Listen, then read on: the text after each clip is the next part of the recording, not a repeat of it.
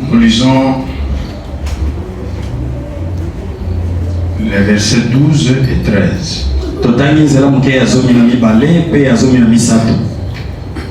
Mais à tous ceux qui ont des dieux,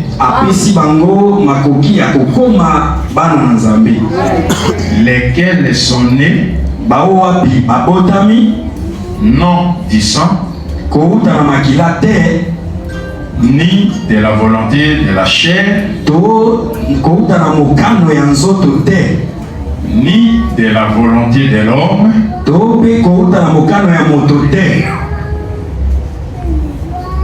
mais de Dieu. C'est-à-dire ceux qui sont nés de Dieu.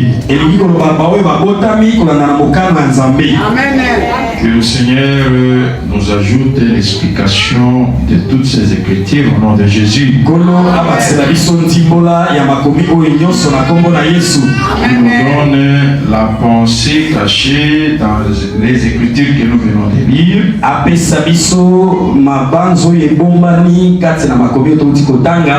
Car nous en avons besoin pour notre salut.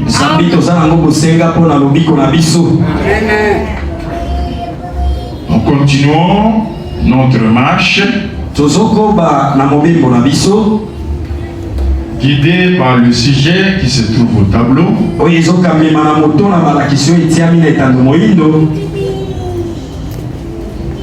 qui parle de l'œuvre de Dieu.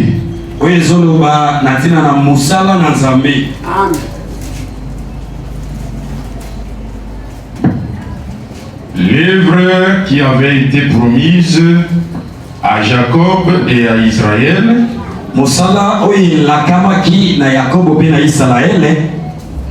qu'autant marqué le peuple nouveau-né connaîtra quelle est l'œuvre de Dieu. Et vous savez le point où nous sommes arrivés maintenant. Nous parlons maintenant des sacrifices. Parce que nous avons compris dans notre marche que si le chemin qui mène à l'œuvre de Dieu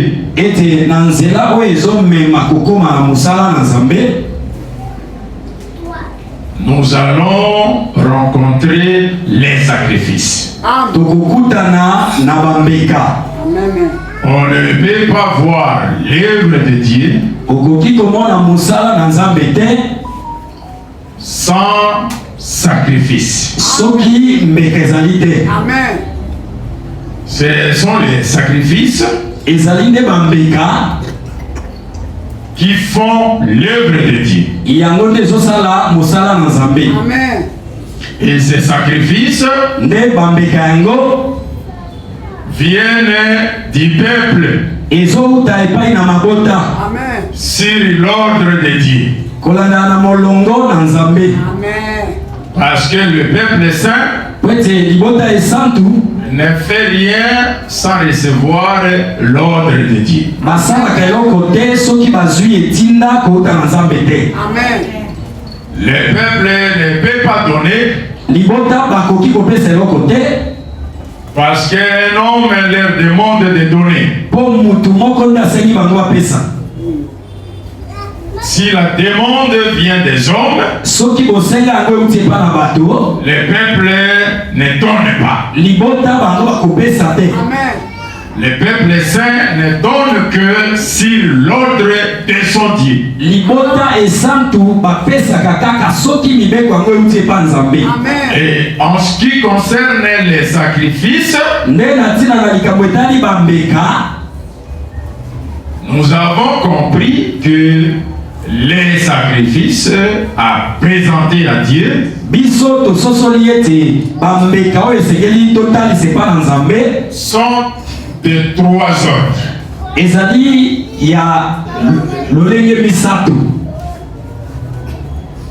Nous avons les sacrifices de premier ordre.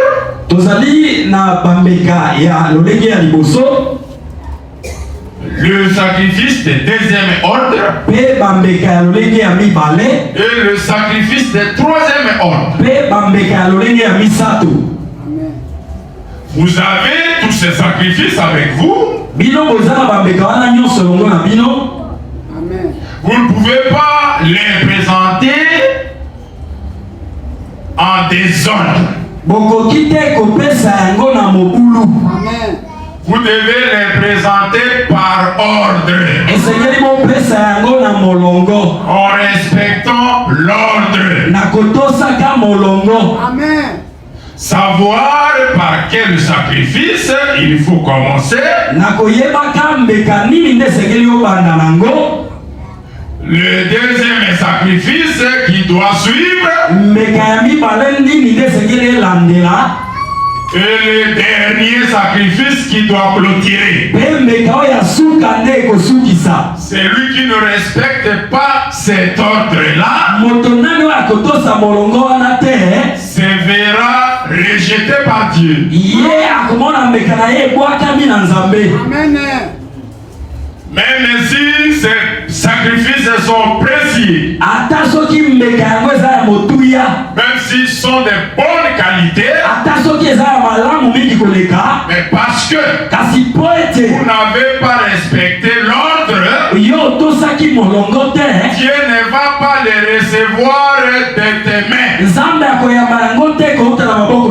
Amen. Parce qu'il est un Dieu de l'ordre. Il n'est pas un Dieu de désordre. L'homme n'apprend rien à Dieu. Amen.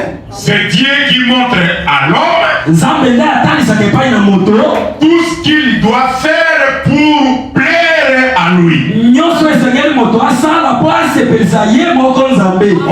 peut pas chercher à plaire à Dieu par nous-mêmes. Pour plaire à Dieu, il faut respecter l'ordre de Dieu. Il faut respecter la parole de Dieu. On ne fait pas les choses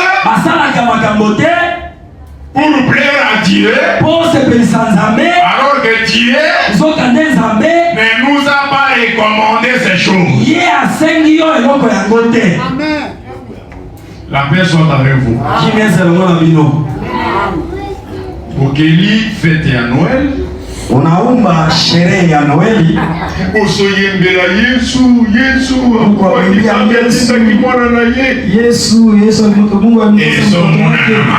inaonekana mzuri kwa macho.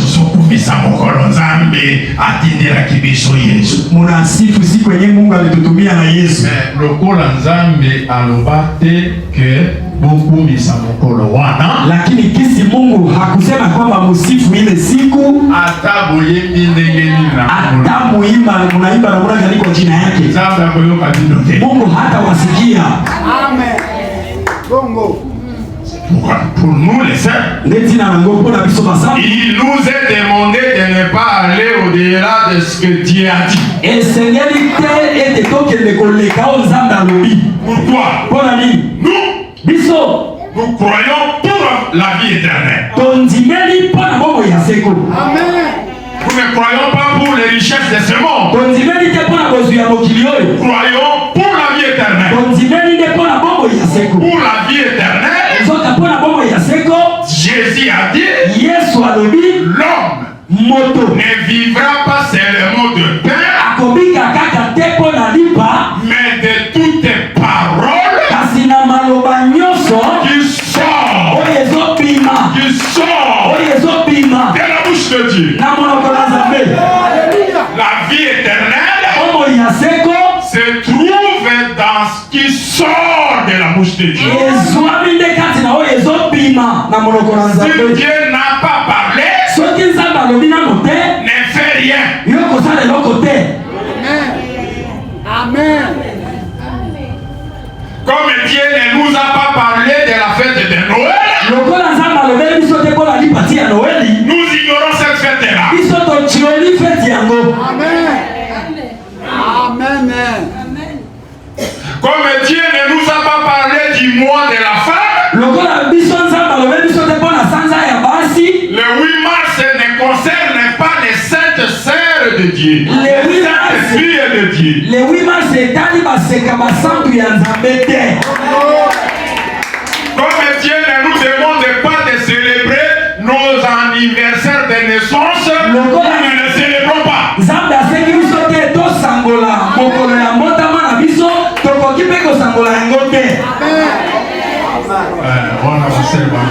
On a pasteur avec ici.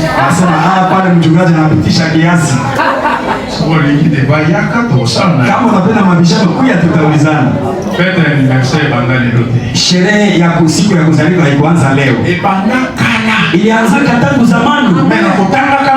Lakini kwa kusoma maandiko,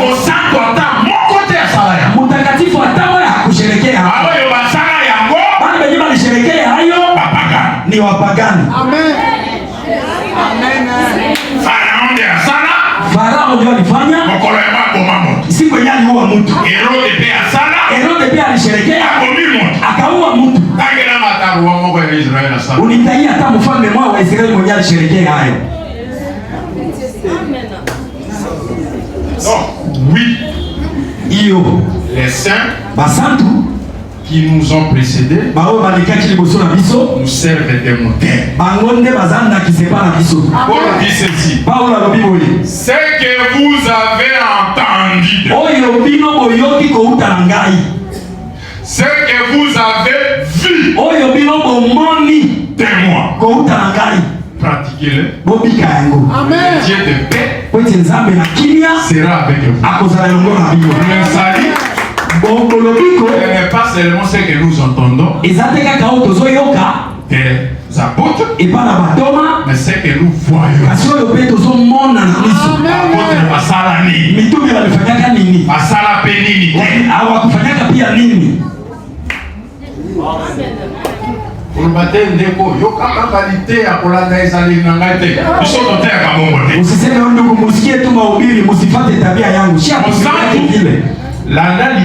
Mtakatifu fata mahubiri. Angalia pia jinsi mhubiri niko naishi. Hapana ndio ufuate ile mwenendo. Quel prophète? Mosakole hata mokote. Aucun Israélite. Moye Israeli hata mokote. Aucun apôtre. Mtoma hata mokote. Avait célébré son jour de naissance. Asepela kibokolo na ya motama. La paix soit avec vous. C'est pourquoi moi des akoya kaka. Et bakisi idolatrie na kati ya anniversaire. Ndio maana dunia inaongeza kuabudu sanamu. Kwa ile ya siku. Yemba bawana. Ile wimbo ndio naimbaka hii. Eza idolatrie. Inakuwa kuabudu sanamu. Yembo wana zokumi sanza. Ile wimbo leo tunamsifu Mungu. Mungu anamwimbia mtu. Il est interdit au sein de chanter pour l'homme. Les saints ne chantent que pour Dieu. Vous allumez les bougies, vous entendez cette chanson païenne. Vous attirez l'attention de tous les convives. Suivez, suivez. Soufflez, soufflez, soufflez.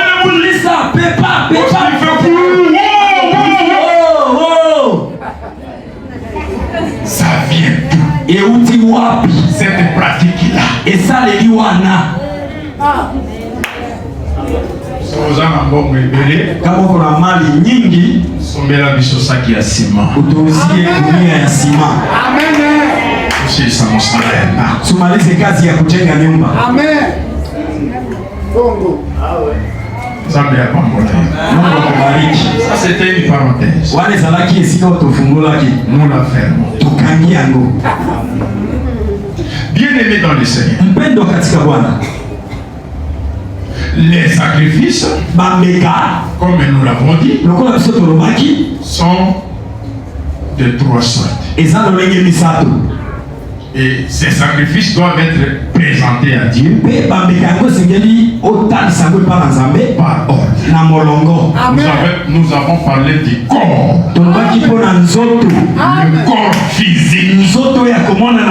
Amen. Selon les Écritures, le corps physique est un sacrifice. Amen.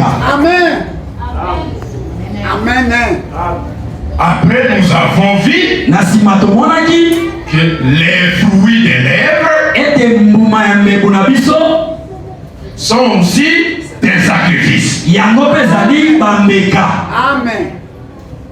Paul l'appelle le sacrifice de louange. Précise.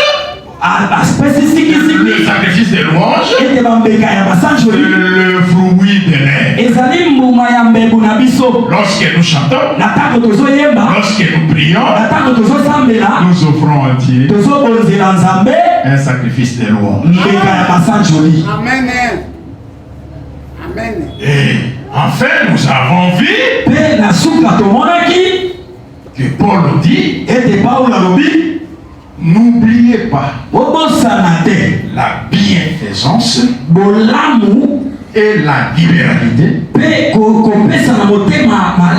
car c'est à de tels sacrifices. Nous verrons plus tard que Paul appelle l'argent le parfum de bonne odeur. Les choses matérielles qu'on lui a envoyées. Il dit que j'ai réussi ces choses comme un parfum, bonne odeur, un sacrifice que Dieu accepte. C'est ici que nous avons dit les choses matérielles devaient aussi être offertes à Dieu. On peut donner à Dieu des francs congolais. Amen. On peut offrir à Dieu des dollars. Amen. Dieu va les accepter. Amen. On peut offrir à Dieu un terrain, une parcelle. On peut offrir à Dieu un sac de ciment. On peut offrir à Dieu un téléphone. Parce que Dieu l'utilise aussi. Oui. Un frère a dit ah bon. Dieu utilise aussi le téléphone. Ce qui makambo isili ya kukongisha wakosomba telefoni ya lingomba. Kama maneno inaisha hapa tunamaliza kujenga, tutauza simu ya kanisa. Wewe kubanda bakolekisa kite na bino en direct. Enye taanza kupitisa ibada yetu kwa mara moja. Telefoni ona ile ya mtu te ya Nzambe. Ile simu haiko ya mtu, iko ya Mungu. Amen. Sala ya Nzambe. Iko kwa ajili ya kazi ya Mungu. Amen. Musala frère de sala sikoyo. Telefoni na yemo hotel tukosomba kazi yenyewe kake kwa fasa iko simu yake pekee. Hapana, tutauza hii ya kanisa. Sundina bisale ina yango nyosho. Tunauza na vijakazi yake yote. Bisona Kinshasa tozana bandeko, bazana États-Unis, bazana Londres, bazana partout. Et si ka église ezate chaque jour ya kilite ayaka fandi na salon na ye. Kule Kinshasa la losambo ebandelite suka sambeli na bileksika. Biko na banduku kwenye biko mbalimbali, kila siku ya ibada kwenye kanisa haiko atekala kwa baraza yake kunafuata ibada pamoja na nyinyi. C'est l'œuvre de Dieu. Ezamu sana na Nzambe. On peut offrir à Dieu okoko bonze pa na Nzambe un micro. Ata micro. Amen. C'est un sacrifice. Ezape mbeka. Amen. On peut acheter pour l'œuvre okoko so bango pona musala une ampoule. Ampoule épée. Amen. La paix soit avec vous. Les choses matérielles sont aussi des sacrifices. Amen. Alors, oui. quel est l'autre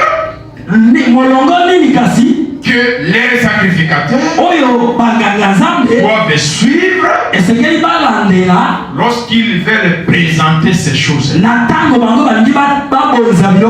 Quel est le premier sacrifice?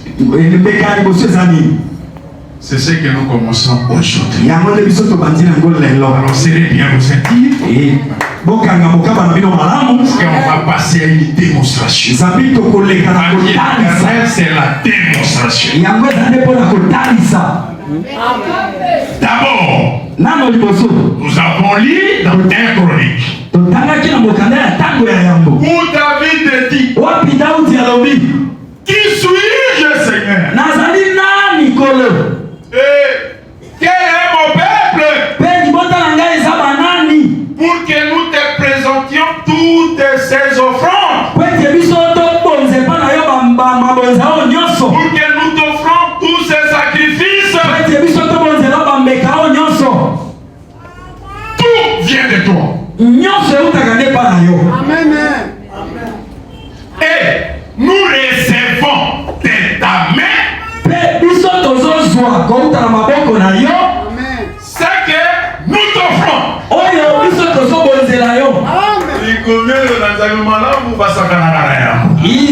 andiko kufepako banachezaka nayo, lakini wewe utajua maana yake leo.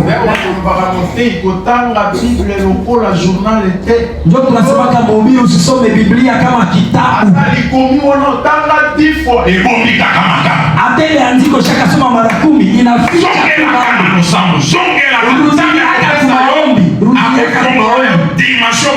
Mungu atakufunuliwa kiwango kingine kuliko ile andiko tu. Amen. Tout vient de toi. Amen. Mais on n'offre pas à Dieu tout ce qui vient de Dieu. On offre à Dieu seulement ce qu'on reçoit de sa propre main.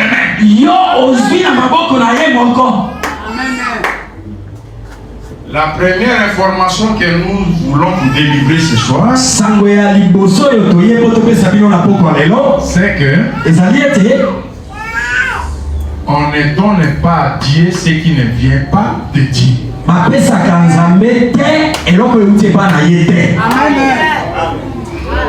Amen. Tout ce que tu apportes à Dieu,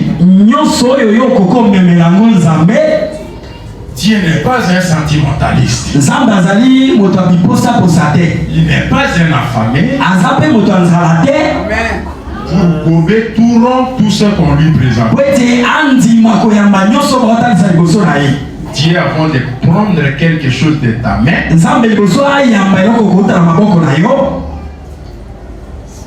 il visualise d'abord. Amen. Il le vérifie. Il regarde dans son patrimoine. Il regarde ce que tu lui présentes.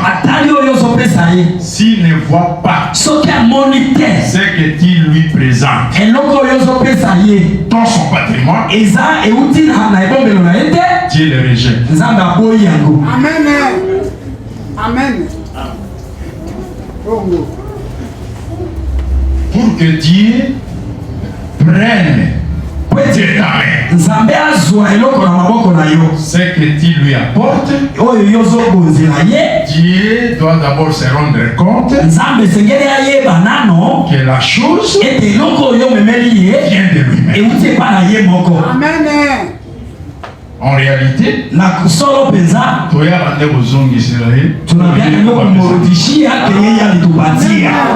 Amen. pour mutasala ya mwifo andi manano ke nazwa ke panaye kusudi mtu afanye yayo yafaa aitike kwa sema nilipata ndio kwa Mungu. Amen. Eroko yo ngamba kisa pesi osobo pesi nzambe aba ya maya bote kitu yenyewe mfumo anakupatia kama unamtolea Mungu hayo hata kubali hayo. Amen. Oyo magie ozuna mona nzela ya magie yenyewe unapata huko njia ya uchawi ata oipesi nzambe yango bakoki komona ndeko wana pesi epai nzambe ya yango ya hata unamtolea Mungu hayo, watu wanapaswa anampatia Mungu, kwa Mungu hatapokea hayo. nzambe ya mikoka Mungu anajieneza, azwa kaka oyo euti epai na ye. anapokeaka tu yeye ulitoka no kwake. C'est ça que le psalmiste nous dit ici. Yangonde loyembo lobina biso awa. Qui suis-je Nazali nani pour t'offrir? kwete na bonzela yo. Quel est mon peuple Libota ngaba za nani d'apporter des sacrifices? Pona memela roba mbeka. Tout vient de toi. Nyonso utagane pa na yo. Et nous recevons de ta main Tozo zwa ko na maboko na yo. ce que nous t'offrons. Oyo biso tozo bonzela yo. Okendate koyeba loboko elipesaka. Tutaenda La mpaka main de Dieu c'est quoi? tutaenda kujua mkono nyela leta. Si la main de Dieu ne te donne pas, Soki loboko nzambe pesi yote, ne donne pas aussi à yo pe kopesa nzambe te. mais si tu reconnais E kasi soki omiso ce que soli Dieu a, ete oyo za na tu ngo. vas résister de la main de Dieu. Si yango kontra maboko ya nzambe, Dieu attend ses sacrifices. nzambe azozela mbeka wana. Il va les recevoir Akoyamba yango. et il va te bénir. Pe akobambola yo. La paix soit avec vous. Kimia zelongo na bino. Que Dieu vous bénisse. Nzambe apambola bino. Que Dieu vous bénisse. Nzambe apambola bino. Alors, commençons par le premier sacrifice. Boye tobanda na mbeka ya liboso. Nous allons marcher comme ça. Tokotambola kaka boye. Nous prenons le premier sacrifice. Tozwi mbeka ya liboso. Nous le vérifions Totali yango malamu. par rapport à l'écriture d'un chronique. Kolanda na likomi oyo ya taba mokanda ya tango ya yango. Le sacrifice de première importance. Ete mbeka ya litomba penza ya liboso. Le sacrifice de premier ordre. Mbeka ya molongo ya liboso. Par lequel il faut obligatoirement commencer. Oyo na nzela na yango esengeli na yo banda nango. C'est le sacrifice des corps. Ezali mbeka ya nzoto. Amen. Amen. Si tu n'as pas encore offert ton corps à Dieu, Soki nano yo obunza nzoto na yo epa na nzambe te, tes prières sont des bruits inutiles. losambo na yo eza kaka makelele na matoi na nzambe. Amen. Amen. Si tu n'as pas encore offert ton corps à Dieu, Soki nano yo obunzi nzoto na yo epa na nzambe te, les dîmes que tu donnes, les offrandes, les aumônes que tu fais, losambo ba mabonza ya bato ya mawa oyo pesaka, Dieu ne les agrée pas. nzambe asepelaka nango te. Aujourd'hui, Lelo aussi longtemps qu'on peut dire aujourd'hui, soki nano tokoloba lelo, c'est la loi d'aujourd'hui. elingi koloba ezali mibeko ya lelo. Ozonga na ngai kuna te. Usinirudie na bikolo nyuma. Lelo Amen. Il a dit avant elingi koloba liboso de chanter pour Dieu, oyemba mpo na nzambe, rends-toi compte que tu lui as déjà offert ta vie, ton corps. mitala nano so mibonzi nzoto na yo epa na nzambe.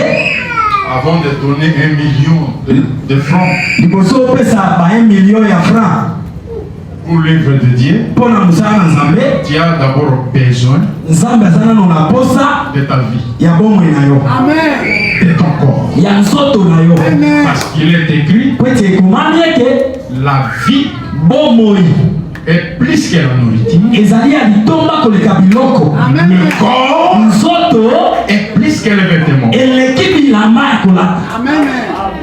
Commence par le corps Bandana liboso na nzoto pour terminer par les vêtements. po sukisa siko na bilamba. Commence par la vie Bandana bomoi pour terminer po sukisa par la nourriture. na biloko. Amen. Amen. Dieu a d'abord besoin Nzambe de aza nos vies, na posa ya bomoi na biso, de nos corps. ya nzoto na biso. Amen. Alors, il s'agit de quel corps ici? Boye eza siko nzoto ya o wapi? Ce corps ici, O nzoto tolati oyo né oyo ebotami, de la chair, oyo ebotami na nsuni, Dieu l'agrée-il? nzambe asepelaka nango. Je vous dis non, Na lobi na bino ete te, parce que ce corps, po ete nzoto oyo bien que Ça vient de Dieu. Parce qu'il est écrit. Tout vient de toi. Mais ce corps adamique n'est pas l'œuvre de la main de Dieu. Parce que nous offrons à Dieu c'est que nous recevons de sa main.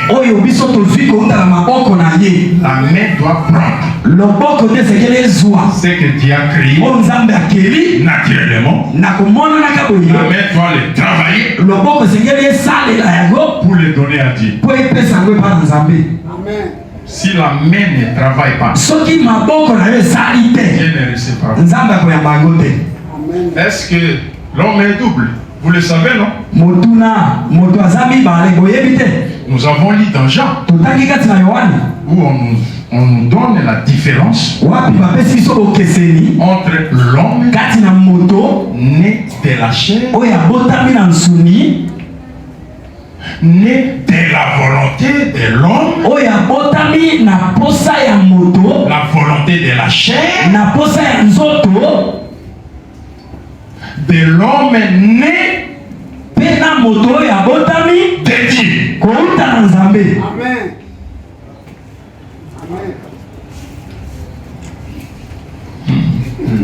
J'ai vu une sœur rire ce qu'elle a compris. Beaucoup sont en retard. Amen. On vous attend. Vous devez nous rejoindre là où nous sommes pour avancer ensemble. Amen. Mais pourquoi Jésus dit Nicodème, tu dois naître de nouveau. Amen. Parce qu'avec la première naissance, on ne peut pas plaire à Dieu. Amen. Amen. Oui. La première naissance vient de la chair. Amen. Vient de la terre. Dieu a dit à Adam, tu es chair. Tu retourneras. Amen. Tu es poussière. Tu retourneras. Lorsque nous naissons de nos mamans, Dieu appelle cette naissance la naissance par la volonté de la chair, par la volonté de l'homme. Amen. Une fois que celui qui est né de la chair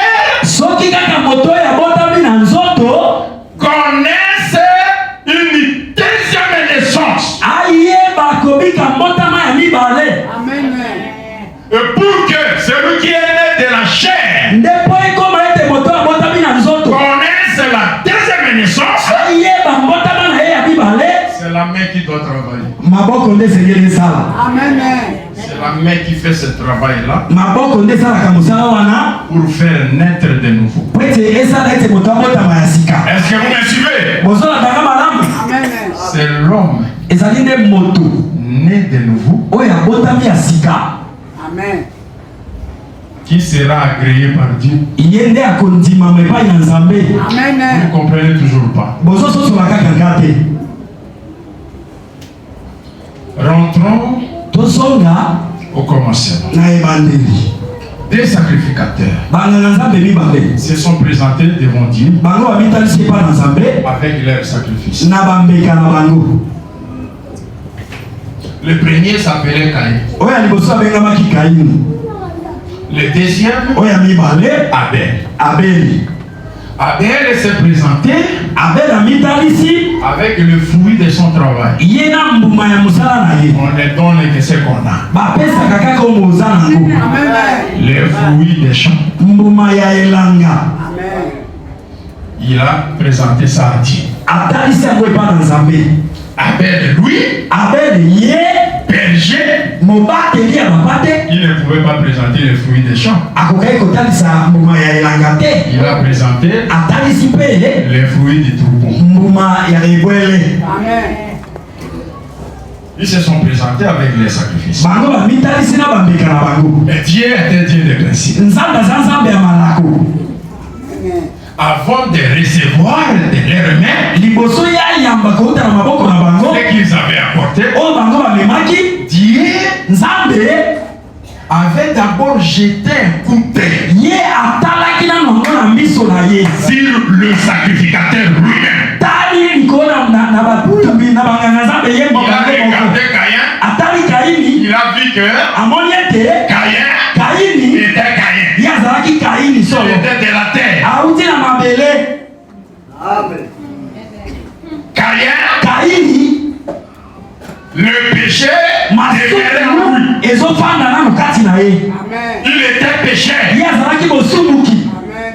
Les sacrifices de Caïn n'avaient pas de problème. Oh non, Zambia abouye qui a Caïn parce que Zaki ya bilanga. Oh, Mungu alikatala sadaka ya makila. Mambo ilikuwa ya shamba, hii Abeli ilikuwa ya damu. Mbuma ya bilanga makila ezali. Mbegu ya shamba ya damu ni nini? Vinyo za makila. Vinyo inakuwa damu. Amen.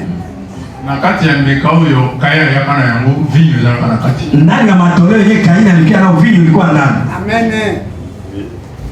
Kuna ina problème te parce que tant Nzamba pesa mbeku Nzamba zongela na kati ya bambeka wazaki komemela Nzambe ezaki na bambeka ya bilanga. Wakati kule Mungu alikuwa na maneno, wakati Mungu alileta sheria kwa matoleo yote yenyewe alikuwa anambebea Mungu, kulikuwa pia matoleo ya shamba. Wazaki komemela Nzambe ba premise ya bilanga. Balikuwa anambebea Mungu malimbuko ya shamba. Amen. Dime ya basaki ya bable ya banini chakumi ya magunia ya mabule ya maunga na Mungu alikuwa anapokea hayo. Bwana Israeli na problem. Ile haikuwa na tatizo. Le problème était le sacrificateur lui-même. Ngangazambe ye moko. Amen. L'Écriture dit makomie lobi Dieu Nzambe a jeté son regard sur Caïn lui-même. Et sur son offrande. Je t'informe. Lorsque tu apportes les choses matérielles, lorsque tu apportes à Dieu le sacrifice, fruit de lèvres, avant que Dieu puisse recevoir ces choses, Dieu jette d'abord son regard sur toi.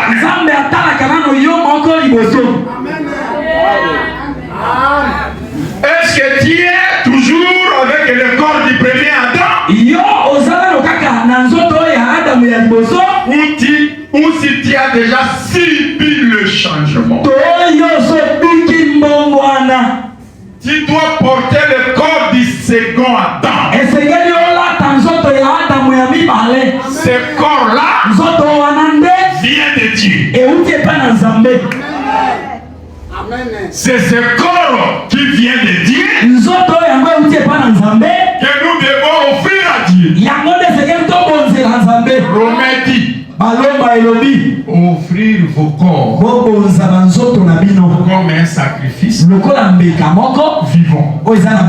Un pécheur n'est pas un sacrifice vivant. Comme un sacrifice saint. Caïn n'était pas saint. Amen. La paix soit avec vous. Si tu es sorcier, tu es un sacrifice impie. Amen. Même si ton argent est propre, Dieu ne va pas les recevoir parce que toi-même tu n'es pas devenu un sacrifice. Toi-même tu ne viens pas de Dieu parce que les sorciers ne viennent pas de Dieu. Il faut que la main te travaille pour que tu deviennes une nouvelle créature. Amen. Et lorsque tu vas te présenter devant Dieu, Dieu va te regarder et il va se dire, un sacrifice saint, agréable à Dieu.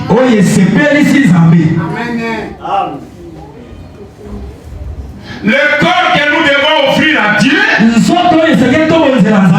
doit être le corps qui a connu la deuxième naissance. Le corps naît de nouveau. Le corps qui vient de la main de Dieu.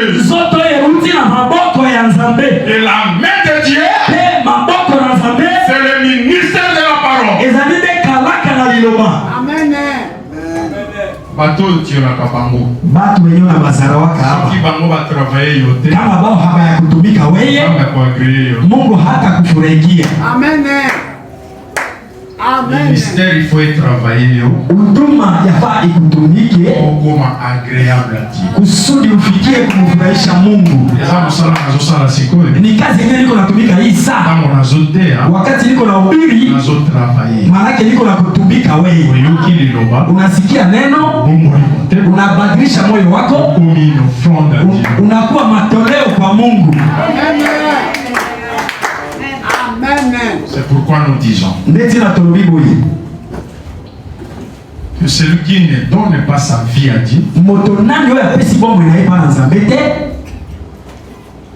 nous comprenons que lui-même ne vient pas de Dieu. Il est encore de la terre.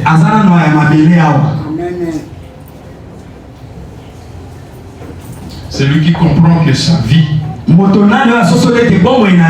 vient de Dieu, doit l'offrir à Dieu. Amen. Et celui qui s'est offert à Dieu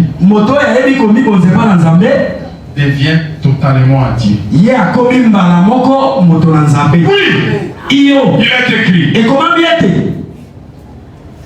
Glorifiez donc Dieu dans votre corps et dans votre esprit qui appartiennent à Dieu. Amen.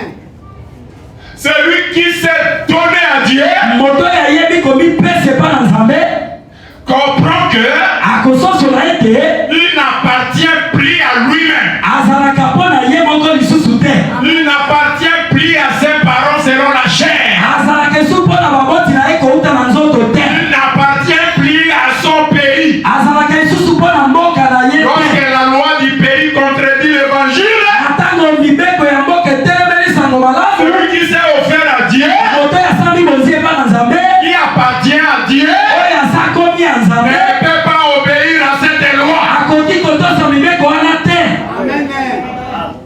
Parce que il appartient à Dieu. Amen. Offrir à Dieu le corps, c'est donner à Dieu le corps. Amen. Et selon la sagesse du monde, par la donation, on perd les droits de propriété. Oui. En droit congolais, c'est comme ça. Quand je donne ce téléphone à mon frère bienvenu, un peu sur terre, les engagés. Pourquoi me suivre après le quitte pasteur on peut ça qu'il m'a téléphone. C'est un exemple que j'ai. Quand je lui offre ce téléphone, je perds les droits de propriété. Ce téléphone ne m'appartient plus. Amen. Ce qui m'a lié à lui à Bessie apôtre. Nalanda ite que o telefone na pesa que asinifate tena simu nyani kwa pesa kinga ikomi yangu uikwesha nipatia hii na kwa yangu akabela mwana na ngai na mtolea mtoto eza ni susu ya yote tena yako tu n'as pas le droit de suite ozezo na makoki ya kolandela te. Amen. Amen. soki tobonzima nzoto na biso epai na Nzambe, cela signifie que yango etalisi ete nous perdons notre droit de propriété sur nos corps. tobungisi makoki ya bokonzi likolo na Nous nzoto na sommes biso. plus propriétaires de nos corps. Oza lisusu mokolo ya nzoto na yo te. Nos corps Nzoto na biso deviennent la propriété privée de Dieu. ekomi eloko ya Nzambe ye moko. Amen. Comme ça devient la propriété privée de Dieu, Mokolo ekomi eloko ya Nzambe ye moko. Dieu doit s'en servir Nzambe sikoyo asengeli asalela yango comme il veut. ndenge alingi. Amen. Je ne peux pas réclamer. Nakosenga lisusu eloko te.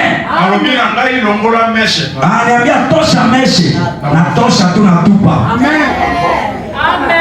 Oui, eloko ya Nzambe Hiyo batiaka ngo meshe. vitu iko ya Mungu, mwili ya Mungu bati yake meshe. Nzoto ya Nzambe batiaka ngo meshe. Mwili ya Mungu bavalishake meshe. Ozotiaka ngo meshe ezolakisaka eza nano ya yo. Kama ungali naongeza meshe inaonyesha kwamba ingali yako. C'est la sœur qui a offert son corps à Dieu. Ndeko mwasi asa bozi nzoto na epa na Nzambe. Ne peut pas mettre les choses du monde sur son corps. Koko tia biloko mokili likolo na nzoto na ete. Ma sœur, qui est devenue la propriété privée de Dieu. Ndeko mwasi osokomi eloko ya bomoko ya Nzambe. Ata ozana na meshe na moto, est-ce que okoki koloba amen? Ata ungali na meshe kukichwa utasema amina. Olingaki kanga loba ndoki akoka akosimba yo te po okoma ya Nzambe. Olinga kosote amen. Ulipenda tu niseme mulozi hata kugusa mambo ishaka kuwa wa Mungu. Pale ungiruka na amina. Lokula nano kabela Nzambe zoto na yo mobimba te. Lakini kisi ya kutoleaka Mungu mwili wako mzima. Donc yakosimba. Mulozi atakugusa. Okomi na propriété privée ya Nzambe te. Au yakuwa kitu ya Mungu ye peke. Nzoto babozeli Nzambe. Mwili yenyewe shamtolea Mungu. Atielaka yango rouge à lèvres te. Abatili yake yao rouge à lèvres. Batielaka yango bafossili te. Abatili yake yao fossile. Batielaka yango Banatili yake hayo. faux angle te. Kucha ya Mungu abati yake. Kombe alulaka eloko epai na yo te. Kabemba hatamani yake hata kitu kwako. Oyebi kombe Unamjua Kabemba? eperki Kabemba alulaka eloko moko epai na yo te. hatamani yake hata kitu kwako. Aigle Tai alulaka manzaka na yo te. hatamani yake makucha yako. Mais yo omoni ya aigle Wewe unaona hii ya tai okei kolula. unaenda unatamania hayo. One kisu Nami na misu bukumi somo. macho hivi watu wanaanza kuogopa. Na misu boyi. Kumacho tu hivi Okomi elima. unakuwa muti.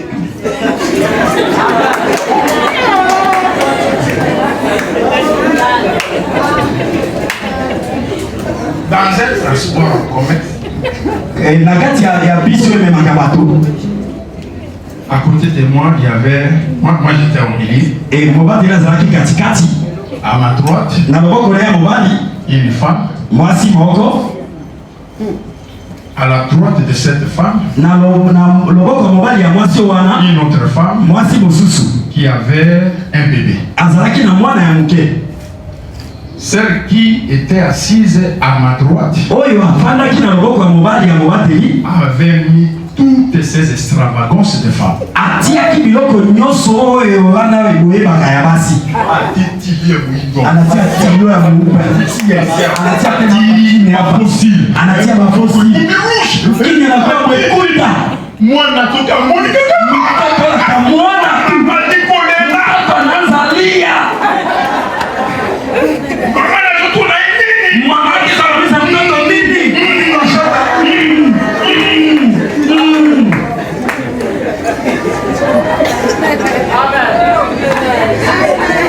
Même bébé a monité moto normal. Hata mtoto kidogo anaona sasa huyu anakuwa chichiwi. Ma sœur ata bolembo eza nano ndima nano solo ya liloba. Dada yangu hata udhaifu ingali itika kwa ukweli wa neno. Solo wana nde kukamula. Ile ukweli ndio itakuokoa. Solo wanandeko kambola. Ile ukweli ndio itakuokoa. Alingina la kisayote. Nataka nikuoneshe kwamba Nzoto mwili oyo Nzambe accepta. Yenye Mungu anakubali hayo. Nzoto même. Mwili tu. Oyo kozala enlever. Yenye itakakuliwa. Ekozala oyo te. Haitakuwa ile yozotiela yango biloko. Ile yo kwatilia mabitu ile. Soki Nzambe akuti ona biloko wana. Kama Mungu anakukuta na ile mabitu ile. Okoneto. Hautanyakuliwa. Amen. Fossile epeza makasi. Mambo fossile yanakuwa kilo sana. Faux cheveux eza ezo pesé. Nywele ya bongo iko kilo. Amen. Hautaruka. Yamba, oui, je suis dans les Écritures. Nazakati ya makomi. Le péché c'est un fardeau. Lisumu eza mokumba. Amen. Mettre les fossiles c'est péché. Kotia ba fossile eza lisumu epa na Nzambe. Et tu deviens tout un fardeau. Ewana yo komi mokumba peza ya kilo. La parole de Dieu, c'est aussi un fardeau. Ezape mokumba. Mais Jésus dit, kasi Yesu alobi, son fardeau mokumba na ye est léger. eza popolo. Amen. C'est qui a la parole. Et nyo ba moto azala liloba. Reçoit le fardeau de Dieu. Ayambi mokumba ya Nzambe. Qui est léger. O eza popolo. Wakati Yesu ataka mawinguni, c'est le mot baza léger. Wale tu benye biko nyepesi. Bakokende kokutana. Njo watanyakuliwa kwenda kukutana na Bwana. Jésus te trouve dans le péché. Soki Yesu akuti yo kati na masumu. Il ne sera pas enlevé. Yo connaître matin. Mon fils. Mwana nanga mobali. Ton corps. Nzoto na yo appartient à Dieu. Eza ya Nzambe. Amen. Si tu reconnais que tu as donné ton corps à Dieu, soki ososole tozo pesa nzoto na pa Nzambe. Ne fais pas de ce corps kosala nzoto yango te. Les membres d'une prostituée. Ekoma eteni ya bondumba. Amen. Amen. Quand tu portes ton pantalon, soki olati pantalon na yo, ton pantalon na yo doit être normal. Ezekele zala na lolenge ya malamu. Amen. Ile siku nilala pandana na imbaji ekititer. Mwa ingine nashuka mpaka anatoa babitu bila na yazayaza huku. Non. Lorsque les chefs de chambre, mokonzi ya bayembi, ici on ne vient pas blaguer. Awa toyaka lisano te. Nous sommes l'assemblée des saints. Tozali eyanga lelo ya basantu. Parti au chef de chambre. Banakutia msimamizi ya waimbaji. Chunguza waimbaji bote. Oyo nyonso azali conforme na evangile te. Ule mwenye wote hafanani injili. Lelisai. Umufariji. Oya susu na molato ya bwenu. Usikie tena na mavazi ya hivi hapa mbele ya watu. Meme na cité. Ataka mwingine. Toto kutani na yo. Kama unakutana na wewe. Chez les garçons de temple kuno. Kijana na kwa makolele. Waza mzee miguu itachoka. Musankwa. Mtakatifu. Meme na institution. Ataku kazi. Meme na university. Ataku masomo. Hapo bao kutala hiyo. Wakati niko na kuangalia. Hao mona yeye different. Niko naona tofauti. Amen. Sasa kwa batinyoso. Haiko sawa watu wote. Mbili na hii. Misemo yake. Etambuli na hii. Mwenendo wake. Kesani na watu. Ni tofauti na wengine. Amen. Que Dieu vous bénisse. Mungu awabariki. Que Dieu vous bénisse. Asante pambo la bino. Oui, mes frères bien-aimés. Iyo bandeko langa balingami. Commençons par le sacrifice de notre corps. Bandana na mbeka nzoto na biso. Amen. Pour que tout le reste Pete nyonso etikali soit agréable à Dieu. yango ezala kosepelisa Nzambe. Notre culte Pete losambo la biso soit agréable à Dieu. esepelisa Nzambe. Offrir le corps à Dieu Nzambe pa na Nzambe signifie elingi koloba ne pas se conformer au siècle présent. ezali ete koyula na te na makambo ya mikolo oyo.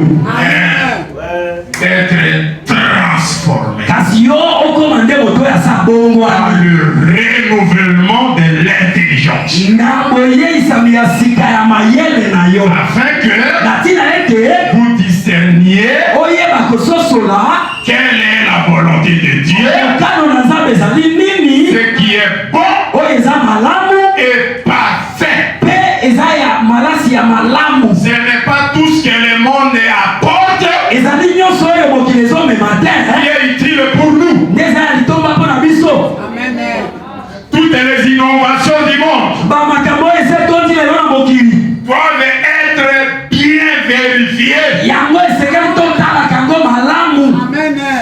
doit discerner toutes les choses. Et c'est que le soso là comment Ça, et de oyo. ce n'est pas pour moi. Et ça pour l'engate. Amen. Amen. Moi, je ne peux pas faire ça. Ngana kokosa na oyo te. Et si vous voulez le savoir, Ne soto lingoyeba. rendez-vous dans le tabernacle ou dans le temple. Bote de kati na mongombo peto pe kati na tempelo. Tout service dans le tabernacle Nyoso ezolaki kati na mongombo. en matière de sacrifice, Oyo ezalaki lokola mbeka. parce que le tabernacle avait deux autels. Mongombo ezalaki na etumbelo mibale. Un au parvis, Moko na libanda.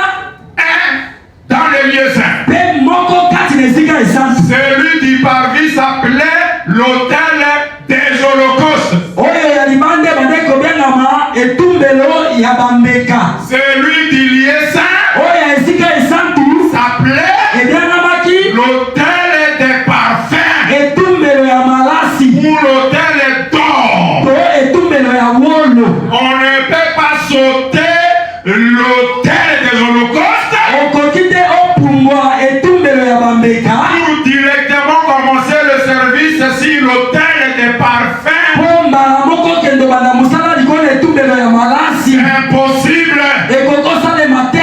C'est inverser l'ordre établi par Dieu. Wana ezali obulunganisi molongo etiami na Dieu nzambe. a mis l'autel des holocaustes au parvis. Nzambe atie etumbelo ya bambeka na ebandeli na libanda. Na kati ya libanda. Pour le péché. Wapi basumuki. Tamba kokota na tabernacle. Wakati kunaingia mwekalu. Azokendende pembeni ya hotel des holocaustes. Iko anaenda karibu na madhabahu ya matoleo. Amen. Na nyama naye. Na nyama yake.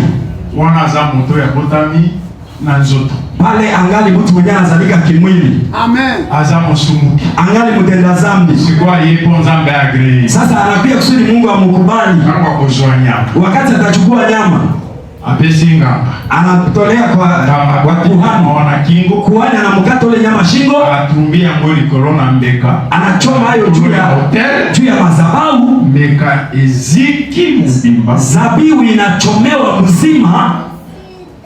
Nzambe ayoki solo ya mbeka kitoko. Mungu anasikia harufu ya matoleo mzuri, Alimbisi ye musumuki. anamsamea ule mtenda zambi. Tango akozonga na ndako. Na wakati unarudia nyumbani, Azozonga na ndako kome enome ne de nouveau. iko anarudia kunyumba sawa mtu mwenye anazaliwa mara mpya. Amen. Akomi mbeka. Anakuwa matoleo. Akomi agréable à Dieu. Anakuwa mwenye kumfurahisha Mungu. Soki asambeli. Kama anaomba, Zaba koloka. Mungu atasikia maombi yake. Après soit avec vous. Kingeza romana bino. Osilani na eno na nzambe pona nzoto. Mbeka oyo batumbaki likolo na hotel des holocaustes. Matoleo ambayo walichoma juu ya madhabahu ya matoleo. Leo l'autel, madhabahu c'est l'évangile. ni habari njema. Amen. Selon 1 Corinthiens chapitre 9. Kufuatana na Wakorintho wa kwanza sura 9. L'évangile c'est l'autel.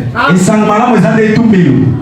Oyo nyonso ayambi évangile. Na wowote mwenye anapokea injili, esengeli moto ya hotel. Inastahili moto ya madhabahu ezikisa moto ya kale. Ilunguze ile umutu wa zamani. Amen. Okomi ekelamo ya sika.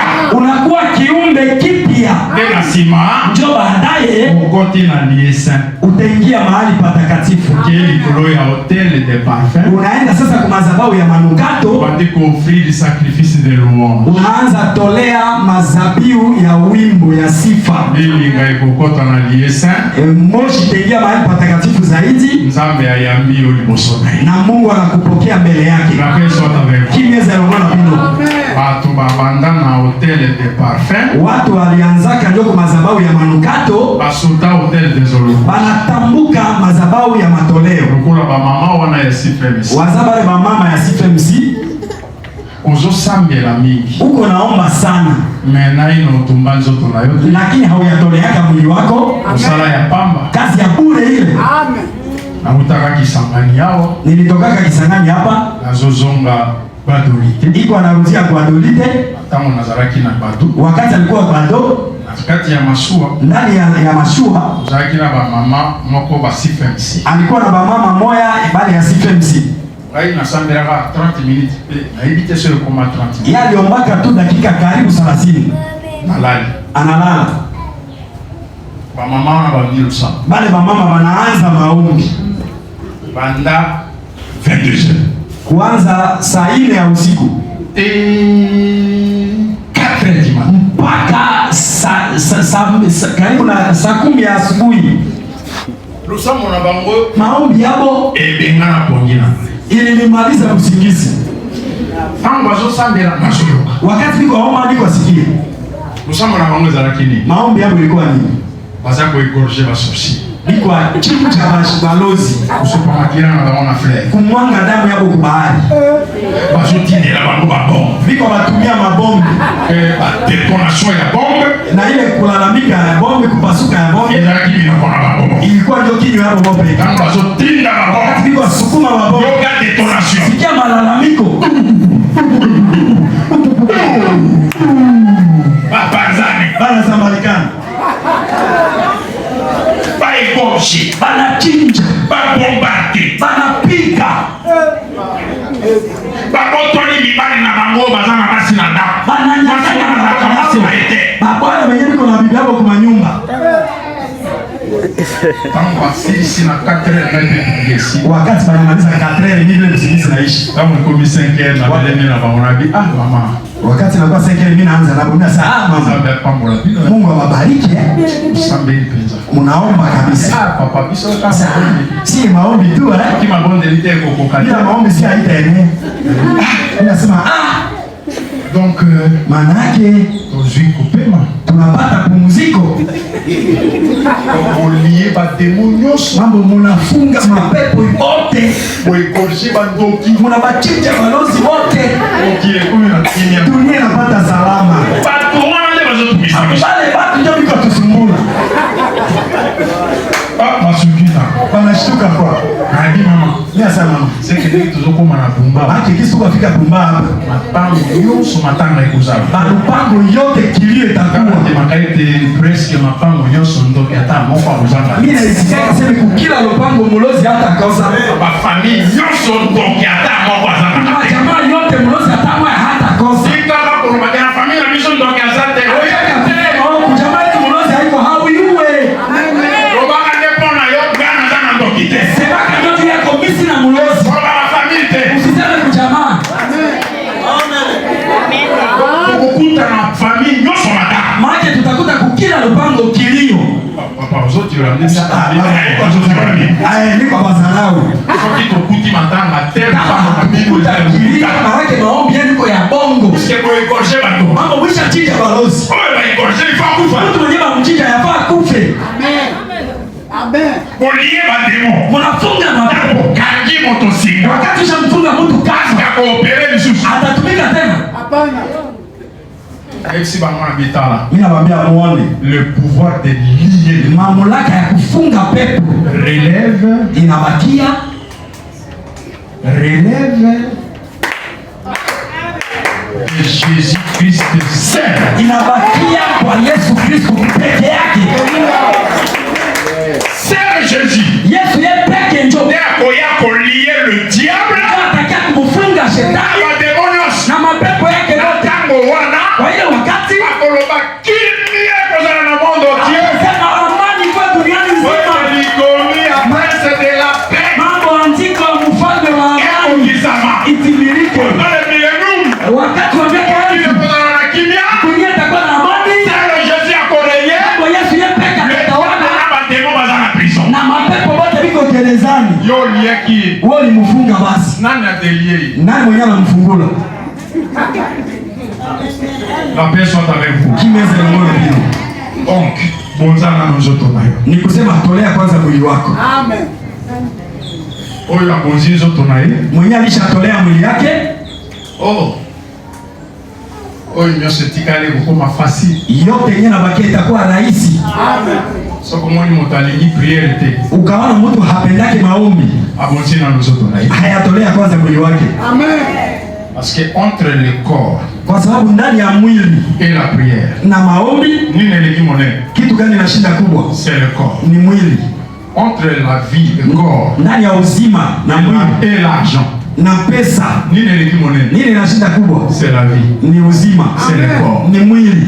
Bongo za na tina vie. Pesa haina maana. Taba yibio. Hata bana kuiba. Soki vie eza. Lakini kama uzima iko, utapata ingine. Soki okufi. Lakini ukafariki, hautapata tena pesa. Hautapata tena pesa.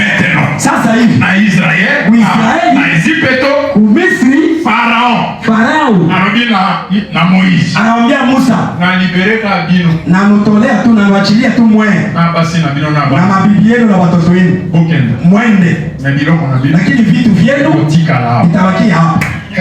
Moïse ataya Musa anamwangalia, yozo comprendre masomo wewe hauelewi mambo. Soki tokei somo kama tunaenda shuleni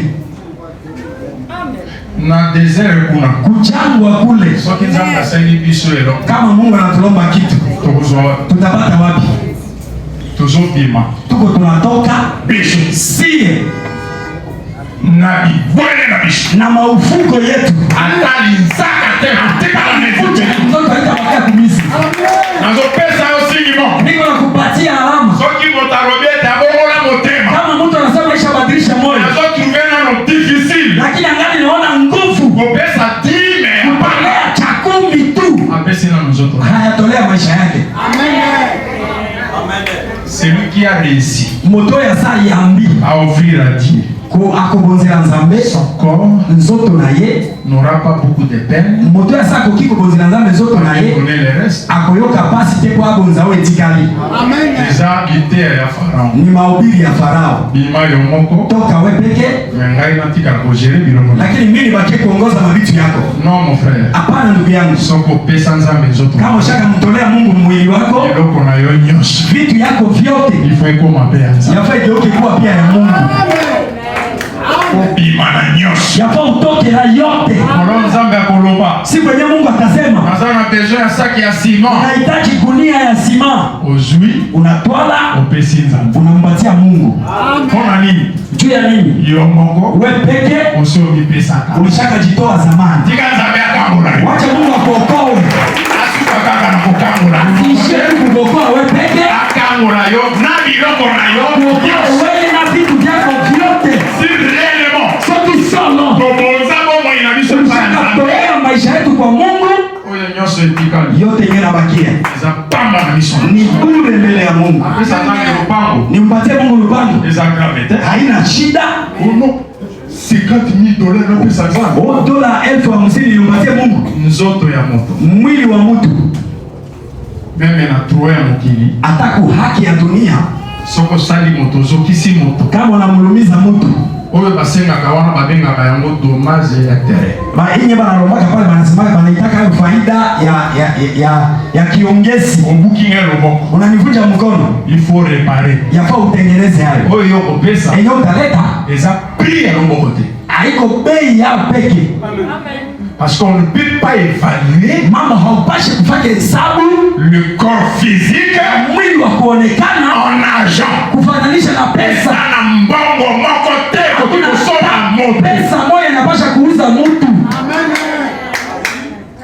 yango babengaka yango dommage ya terre. Ndio maana banaitaka faida ya kiongezi. pesa kaka me Leta tomboli na liso usha nitobola licho na magazini na ukeno somba liso kuduka kani utaenda kuuza licho. est-ce que mbongo oyo pesa eza prix ya liso? Pesa ndio naleta iko bei ya macho. nazolakisa ete Niko nakuonesha kwamba eza na valeur hii mwili ni ya muhimu, eleki bamillion ya dola, inashinda mamilioni ya dola. soki osi opesa Nzambe nzoto, Sasa kama wewe ushakatolea Mungu hii mwili, soki oza na 1 million ya dola, kama uko na milioni moja ya dola, asengi yo 500,000 Mungu anakulomba 500 osilisa mosala ya ndio ndako tumalize kazi ya hii nyumba, okoboya te, hautakatala. parce que osi opesa ye eloko eleki motuya. Mambo shaka mtolea kenye na shinda bei. Tika ete Nzambe Wache Mungu afungola yo miso, akufunue macho, omona bandako eloko pamba, uone manyumba vitu bure, omona badolari na yo eloko pamba, iko vitu bure kwa macho ya Mungu. oyo eleki na motuya Yenye na shida ya muhimu eza bomo Nzambe apesi yo, uzima nye Mungu oyo anakutolea, nyonso etikali yote yenye nabakia eza moke ni kidogo. Nzambe asengi yo Hapo yango Mungu anakulomba hayo pesa ye umutolee yao. yango nazosukisa boy. Njoo namalizia kusema hivi. Kinzambe ye moko. Kama Mungu yeye peke. Parce que yeye apesa ka exemple. Mambo yeye ndo alitaka mfano. Avance ngayo pesa nzoto. Mbele kulombe wewe umpatie mwili. Yeye moto abanda. Yeye peke ndo alianjaka. Pesa nzoto na ya kutolea mwili yake. Juu yetu sie. Amen. Tina voulu ni sacrifice ni offrande ni holocauste. Olingaki mbekate mabonzate. Qui m'a formé un corps. Sosalinga inzoto. C'est pourquoi je viens. Betina nango na yei. Avec ce corps. Nzoto oyo. Pour faire ta volonté. Pwete na sala bokano na yo. Ni abonza yango. Kusema atole yao. Ngai na yo tozobongo. Kusudi mimi na wewe tupate uzima. Pesa biso oyo ya motu ya sa propre vie. Sasa Mungu alitupatia hii ya muhimu, uzima ya maisha yake. Kwa nzamba comme ça millionnaire za grave. Kusudi Mungu akufanye kuwa milionera haiko tatizo. Amen. Usema nzambe Mungu mkete. Usimlomake Mungu pesa kidogo. Uzuri duni. Mungu amupunguza Parce que la vie. Mambo uzima. Oya pesa. Tena kupatia wewe.